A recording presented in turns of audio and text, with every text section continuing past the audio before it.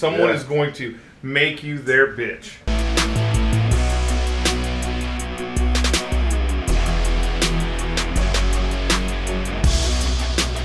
world's a crazy game. Some things you live and learn. Your failures can't be blamed. Oh no, you waited for your turn. I used to wish to take the pain away. That right there is that you know, do you first of all, do you believe, because there's going to be moments that you're going to fucking doubt it, and you're going to have quit right here, like everything else. You're going to have failure or fears of stuff. Like me, one of my biggest fears, jumping off the tower at first, you know, at the pool there and everything, because like I said, everything at the pool happens. I was scared of heights because when I was younger, one of my first times off the high dive at the public pool, I wasn't paying attention. I jumped on my brother and I fell off the fucking side of the board instead of the end, and I hit the edge of the pool. Oh shit. Yeah. So, but then I got back up and started doing the high dive stuff and everything else. And then a few years later, we lived in a 2-story house, and we had to put shingles and do roofs on there. I was up there helping bring in a hammer or some shit or whatever, and going back to get down on the ladder and fucking fell off the roof. You know, this is like 3rd or 4th grade.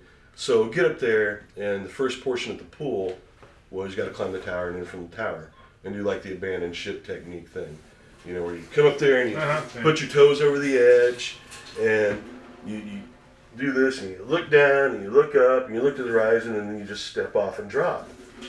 Not a big deal, right? And so I'm going up the tower and I'm like one of the first ones in our class to get up there. Well, the fucking just dawns on me, it's like confidence, you know, that feeling that you have before you realize the severity of the situation. And so I'm up there, and they're putting me up there and telling me what to do, and I'm like, fuck, man. Because I look down, and there's this, you know, all the planks on the tower, and you can see every nail head and screw and stuff sticking out, and you can't jump out of the way. You just got to stop, jump, just step and drop. And not only that, but I can see the edge of the pool right there, too. And I'm like, man, I'm like fucking 4 flights of stairs or whatever it is up, you know, it seemed like the Empire State Building. I'm going to catch every damn nail on the way down. It's going to rip me from the bottom of my heels all the way up my scalp. You know, this is all this shit going through my head. And then, that's not bad enough, I'm going to hit the edge of the pool like I did when I fell off the high dive. You know, type of thing. It was kind of the stuff going through my head. And so, I wasn't going off. And like I said, I was one of the first ones up there. And about half the class went, and I'm standing over the side like, looking for the exit line, you know, because it's just this mental fear. And this is our first evolution in RIP, basically, at the pool. And they weren't letting me out the tower unless I went down that way. And I could fucking quit if I wanted to or whatever, but I'm still going off the tower that way. That's the only way.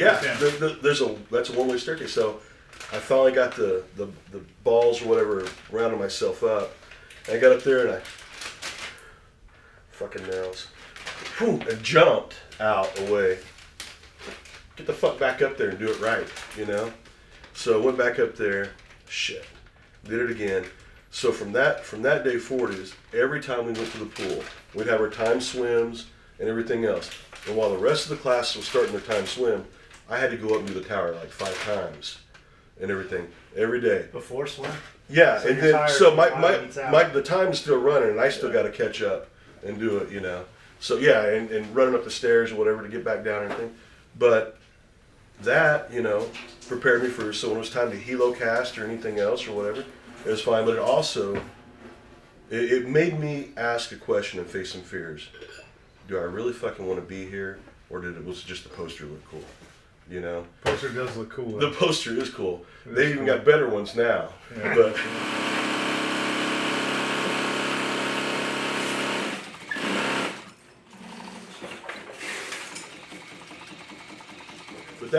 that would be the thing. I mean, because there's things that you can do. You can go run. You can do this and that or whatever. And it doesn't have to be, I don't think, even for doing recon or SEALs or anything like that, it's fucking anything that you do. It's that when the shit gets hard, how are you going to react to it? You know, are you going to let it defeat you, get you down? You're going to quit, say fuck this, throw your hands in the air and walk away? Because it's the easiest thing to do, like going getting your square meals and a cot and everything and just being done with this. So is it not that it's anything, but it's everything? It's not How you do anything is how you do everything. Exactly. Every little damn detail. Like, just even the things that you want to do them. Do them. Make yourself do them. Get comfortable being uncomfortable. Like the cold shower and stuff. Give yourself gut checks. And it doesn't even always have to be something like a hard physical task or something. It could be a mental task, something you want to do, like just an stupid admin logistic thing. You got some guy who's an asshole who wants you to do this, and instead of, you're supposed to have the weekend off, and now you get duty, and you still got, class the next day or whatever type of thing, and you got to do that, and now you got a bad attitude, and then it carries over to the next day because you didn't fucking handle it right here. And it just, you gotta be sharp, I think, mentally and emotionally. You just gotta be sharp and tough as fuck, basically, because it's gonna suck. It's designed to suck. And you can break anybody in the water, or even on land. Your guys. Stuff. It's like when I was a RIP instructor and stuff. We had guys. I mean, that were going through sniper school and stuff, and the Hell Week thing. I'd be out there in Deluge Canyon and shit with a couple of my buddies. I don't know if you remember Cross. Everything. Garrett. Yeah, Garrett. Hey man, I need some chow at Grid. Da da da da da. And this. Roger that, man. I'll have it up there, So, and I'd use that as a deal. All right, guys, let's go find this grid coordinate. We got to do, something like that, and use it as training with my ropers. But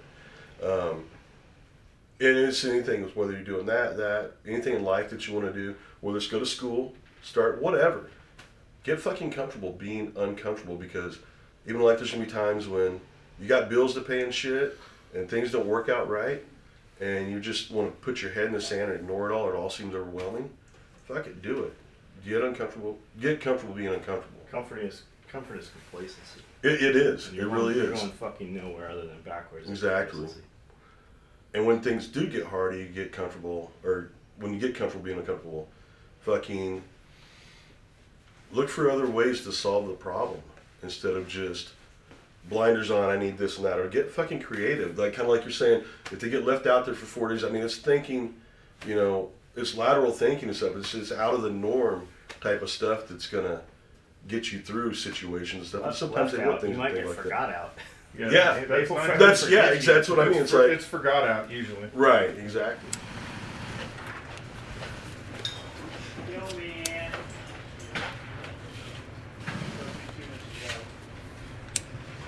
When you start a class, how many students typically in a class? You're 35. How many did you want to pass? How many did we want to pass? 35. Mm-hmm. Okay.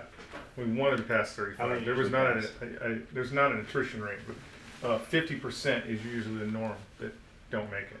Yeah. But I mean, like you said, Chris Hayes was in a class of 4 guys. Even today, I want to say that, like Quantico, about maybe last year they graduated 2 guys. But I think that's more. Is that the instructor course there? Or? No, it's a basic. They okay. do one basic. Well, they were doing one basic course a year there. But it's more. It's more of a fault of society. We have raised a bunch of kids Participation methods. who believe that quitting is an acceptable thing. So your quit ratios are going to get even higher. Right now, while nobody is saying anything, the military is having a very hard time keeping its ranks full. And the special operations community, it's even worse, because you got a generation of kids that think it's acceptable to just fucking quit. And whether you think so or not, you are going to get eaten alive one day. That quit attitude is going to make you a slave to someone. Someone is going to make you their bitch. And the quitting thing, like the quitting being an option, we were talking about, they send foreign guys through buds, for instance, dudes from Saudi Arabia, dudes from other countries. And when those dudes, they didn't even quit. Like when those motherfuckers failed, they would have a whole welcome home, fucking press conference, fucking everybody was there. They'd get off the plane. Hey, good job, good job. They fucking beheaded those dudes. Like they killed them when they failed buds.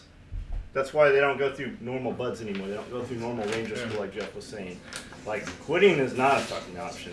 Those dudes didn't even quit. They failed and were executed for it. That's why we had to open the School of the Americas, because It was especially South America. Guys were coming up from South America and then not passing Ranger School and going back, and nobody ever heard from them again. Yeah. Yeah, so that's why they had to open the School of the Americas, to keep that from happening, so those guys pass.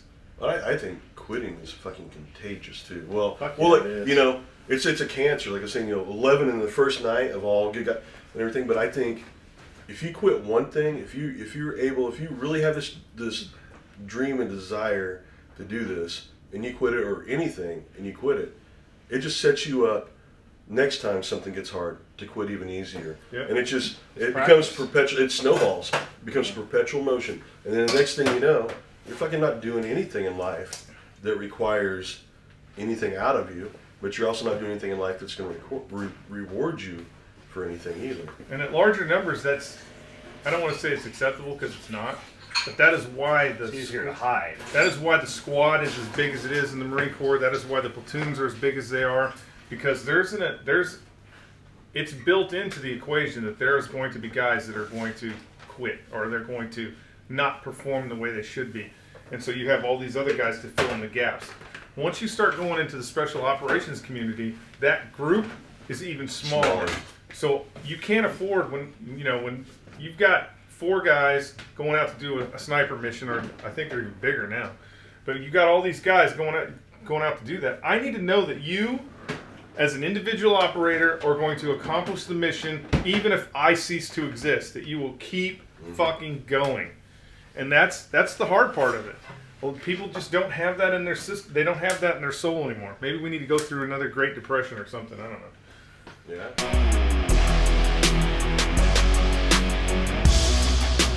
The world's a crazy game.